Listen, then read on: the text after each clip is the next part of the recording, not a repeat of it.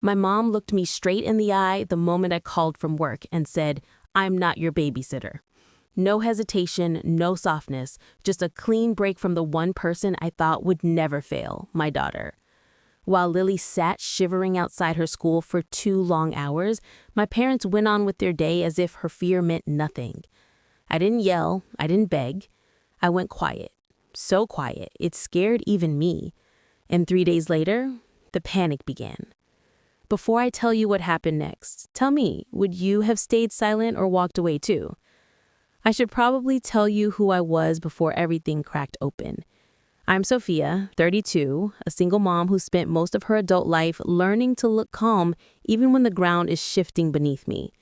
People at work say I'm composed, reliable, good under pressure. They don't know it's a survival skill I developed long before I ever had a job. Our home sits in the quiet corner of the city, a small apartment with soft lamps and warm blankets. Nothing fancy, but safe. Safe matters when you're raising a 7-year-old who still believes the world will always catch her when she falls. Lily has my eyes, but not my history, and I've worked hard to keep it that way. She twirls through the kitchen, sings off-key, leaves glitter in places I'll never fully vacuum out. I want her to feel held in ways I never was. My parents live across town in a house that always feels colder than the weather outside. My mother, Miriam, wears certainty like armor, sharp, polished, unyielding. When I was young, she told me I was too sensitive, as if feeling deeply was a flaw I should grow out of. My father, Charles, learned early how to keep peace by staying quiet, and he has honed that silence into something so thin it's almost invisible. Still, I tried. Holidays, birthdays, Sunday visits. I showed up even when it cost me. I kept hoping motherhood might soften her, that becoming a grandmother might warm something old and rigid inside her. Sometimes she'd hold Lily with a stiff smile, and for a moment I could imagine a different version of us, one I'd wanted since I was a child. But beneath it all there was always a hairline crack, small comments, quick dismissals, moments when she treated Lily like an accessory rather than a child. I ignored them, smoothed them over, convinced myself that keeping the peace was the same as keeping a family. Then came that afternoon in late winter. The call from the school, the fever, the panic, and my mother's voice, flat and clipped, slicing through the noise of my office like it had been waiting years for its moment. It didn't just break something. It showed me what had been broken all along. You ready for the moment everything shifted? The school never should have let Lily wait outside, but by the time I arrived, the damage was already done. She was curled on a cold concrete bench near the front steps, hugging her backpack like it could keep her warm. Her breath fogged in the air. Her cheeks were flushed from cold, not fever. When she saw me, she didn't run into my arms like she usually did. She just stood, slow, tired, and whispered, "Can we go home now?" Something inside me tightened, quiet, heavy, impossible to ignore. That night, after I settled her on the couch with ginger tea and blankets, I replayed everything. My mother's clipped tone, the way she hung up before I finished speaking, the receptionist gently explaining that Lily couldn't stay inside because the office was short-staffed. I wanted to blame the world, but that freezing 2-hour wait belonged to one person, Miriam. Still, the old instinct surfaced. Give it time, don't escalate, don't start a fight you cannot win. I had spent my whole life choosing softness in the face of her sharpness, believing peace was worth any personal cost. 3 days passed before the first voicemail came. Then another and another. First, my aunt's voice. "Your mom says she needs your help. What's going on?" Then her friend Carol, my mother's Carol, not mine, sounding uneasy. "She's been trying to reach you. Did something happen?" Then my father, tired and strained. "Your mother's upset. Can you please call her back?" None of them mentioned Lily, not one. By then, I had already slipped into a familiar, strangely steady stillness. I wasn't ignoring them to punish anyone. I simply had nothing left to give. But the turning point didn't come from the voicemails.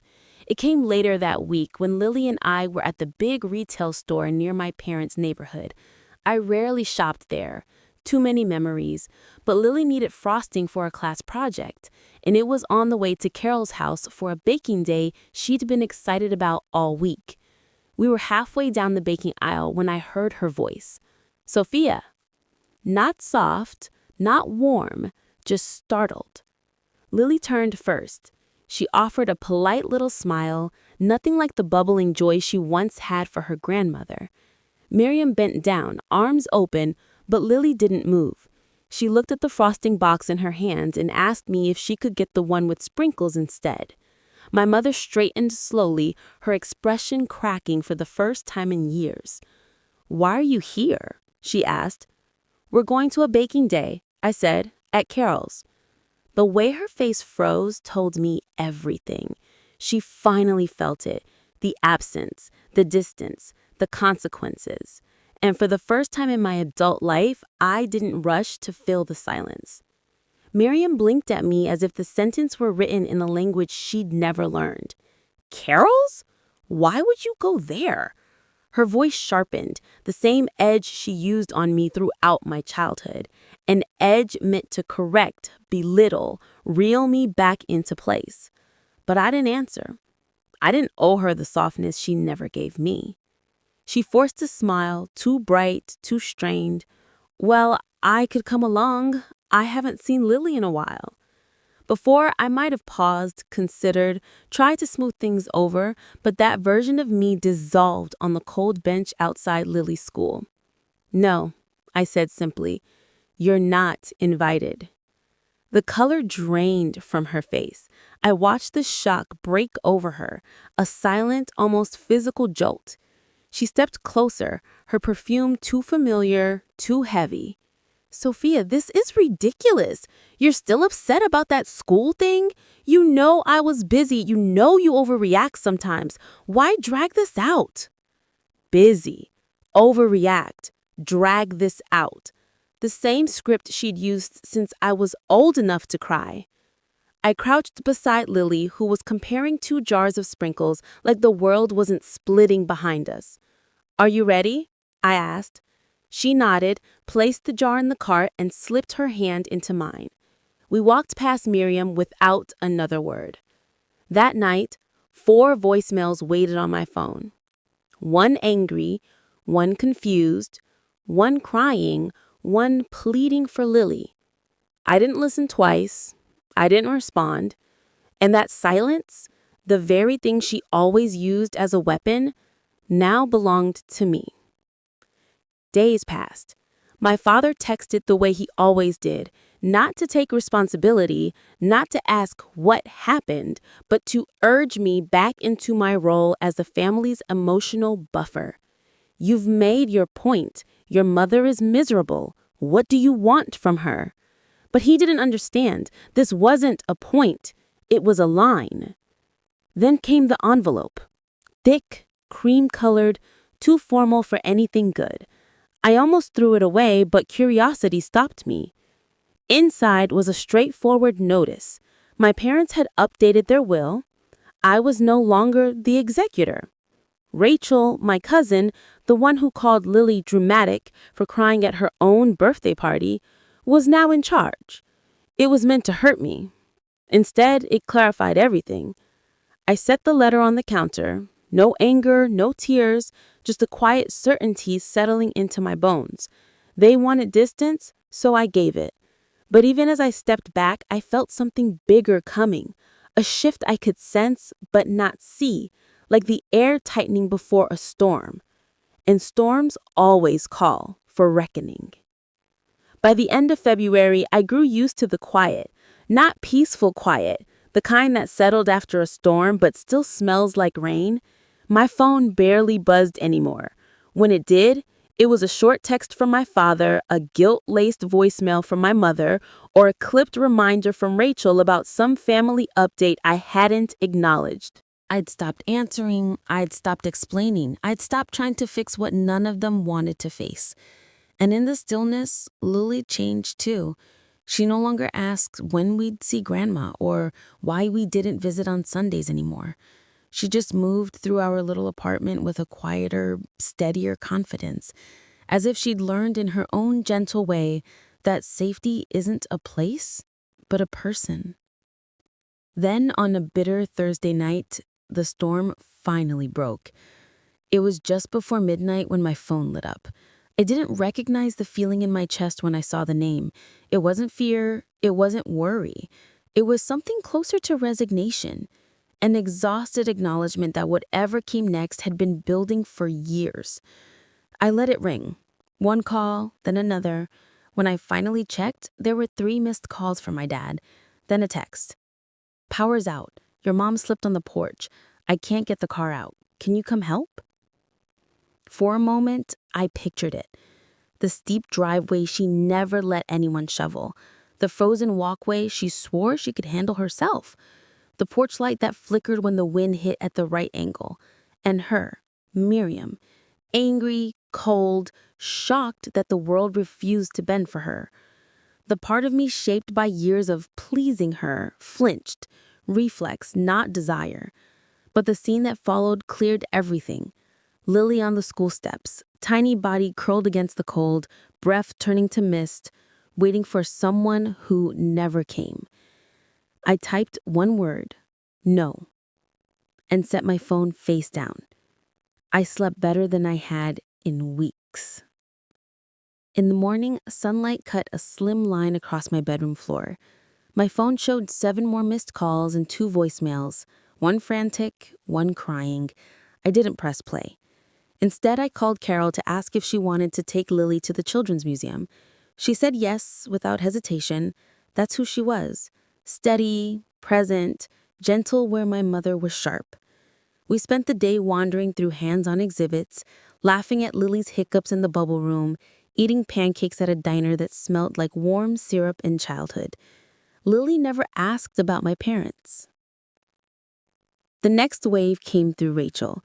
She called late that afternoon, voice strained between concern and condescension.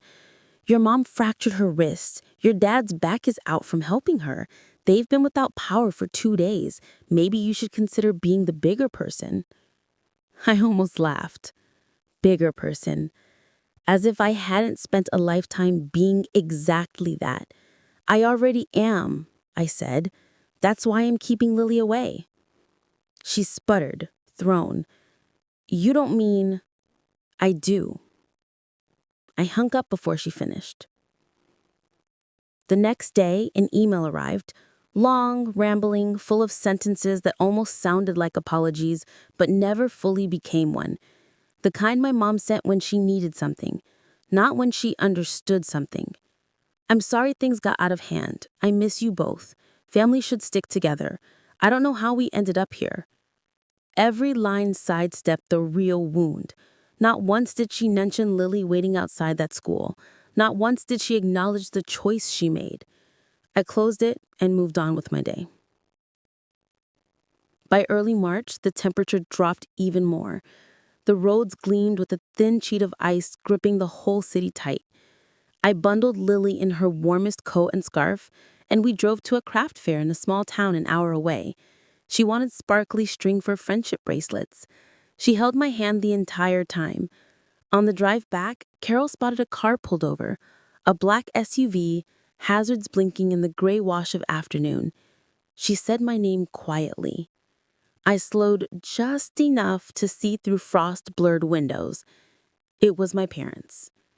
My dad hunched over the wheel, my mother leaning back, wrist wrapped, face pale. They looked small, smaller than I remembered, like the world had finally handed them a mirror instead of a microphone. For a moment, I hovered on the edge of stopping, not out of duty, because the child I once was still lived somewhere beneath my ribs. Then Lily looked up from the back seat, humming softly as she braided her sparkly string. I pressed the gas. When we got home, I made dinner while Lily showed Carol her crafts. The hum of the heater, the clatter of dishes, the easy laughter.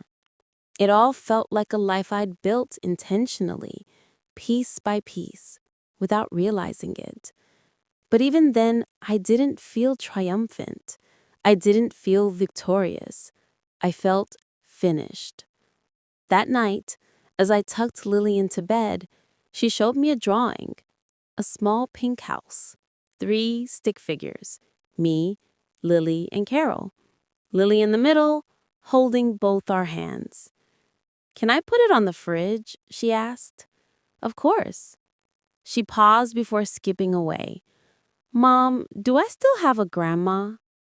The question caught me off guard, not because of what she asked, but because she said it without anger, without sadness, just curiosity, like she was rearranging the map in her mind and deciding where each road now led. "Yes," I said quietly, "but things are complicated." She nodded with that soft wisdom children sometimes have. Maybe she forgot how to be nice? After she fell asleep, I stared at the drawing until my eyes blurred. In all the hurt and all the protecting, I'd forgotten something simple. Lily had her own story, her own heart, her own version of family. And maybe she wasn't ready to erase people the way I once was forced to. So I picked up my phone and for the first time in weeks, typed a message. "Do you want to see Lily next weekend?" No apology, no conditions, just an opening. My mother replied in 3 minutes, "Yes." The following Saturday, we met at a park, neutral ground, cold but brighter than the weeks behind us. My parents sat on a bench, like people unsure whether they were welcome. Lily walked over slowly, then turned to me for permission before saying hello. They said it back. Then Lily asked, "Grandma, will you push me on the swing?" My mother looked stunned. Not relieved, not triumphant, just stunned. She looked at me. I nodded. And in that moment, small, fragile, real, the storm finally began to settle. She walked toward the swings like the earth might break under her feet. With her good hand, she pushed gently, carefully, as if afraid Lily would pull away. Lily leaned back, hair catching the wind, boots skimming the dirt with every pass. My parents didn't rush, didn't overreach, didn't try to claim something they hadn't earned. They simply existed, quiet, tentative, aware. For the first time, the silence wasn't a blade. It was space. I sat on a nearby bench, watching with a strange mix of ache and relief. I wasn't healed. Neither were they. But the sharp edges inside me had softened, shaped by distance, time, and the realization that my strength was never found in punishment.